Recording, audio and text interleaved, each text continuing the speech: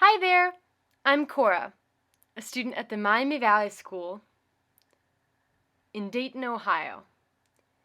This year, I'm taking an AP US History class with my teacher, Mr. Squires, in which we attempt to make cool educational videos to supplement our learning. As the basis for our class, we've been using the textbook The American Pageant, written by David M. Kennedy and Lizabeth Cohen. Recently, we've been studying the 24th chapter titled Industry Comes of Age, which covers the time period 1865 to 1900. In this chapter, Kennedy and Cohen describe the huge transformation that took place in the United States as the country became an industrial colossus at the end of the 19th century. The U.S.'s adaptation of the industrial age marks a vital turning point in the nation's history, but this raises an important question. How did it happen? How did this impact come about?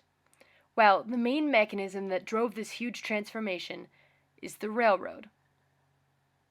How were railroads built, and how did they make such a difference in America?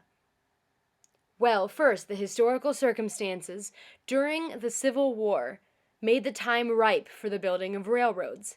Prior to the 1850s, there was deadlock over the proposed transcontinental line.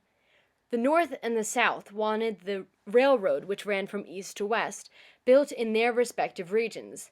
However, when the South seceded from the North was free to build the railroad without the South's support. In 1862, Congress made provision for starting the line, hoping to bolster the Union by connecting the East and the West.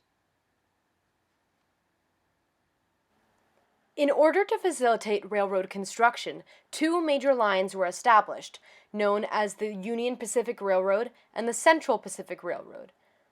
These railroads were merged in 1869 to form a transcontinental line. Over the next few decades, 4 other such lines were completed. The building of railroads was aided by significant technological advancements. One such innovation was the steel rail, which was both safer and could bear heavier loads than iron, making it more economical. Another major innovation was the standardized track width, which eliminated the expense of changes from one line to another.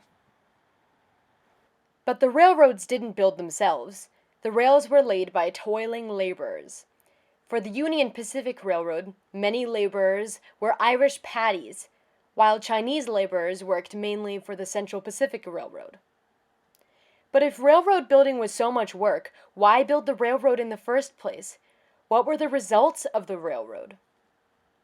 The railroad did create problems for people, mainly due to corruption on the part of railroad kings that controlled a monopoly and formed the so-called railroad plutocracy of millionaires.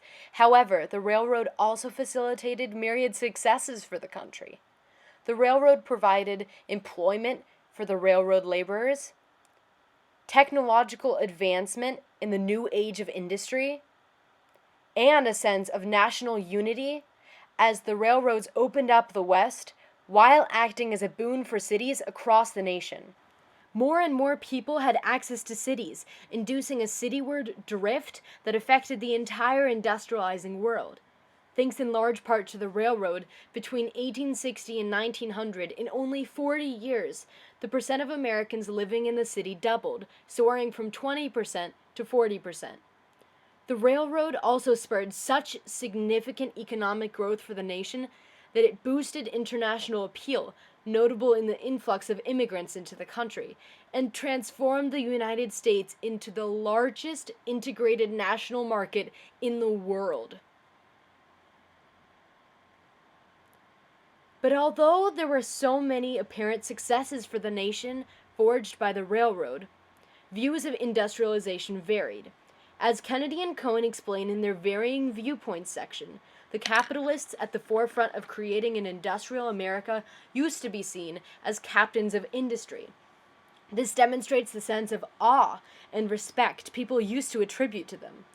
However, criticism arose in the 1930s when these same captains were viewed as robber barons for their high-handed methods. Those who had forged the U.S.'s industrial society were also criticized by those nostalgic for the pre-industrial age, By these critics, the industrialists were seen as people who wiped away traditions and values of farmers and craftsmen. However much views varied, industrialization was still really significant, no matter your viewpoint. Despite the variety of views of industrialization, it is no question that industry, for better or for worse, significantly altered lives of Americans and the future of the country. Thanks for watching, and don't forget to be awesome.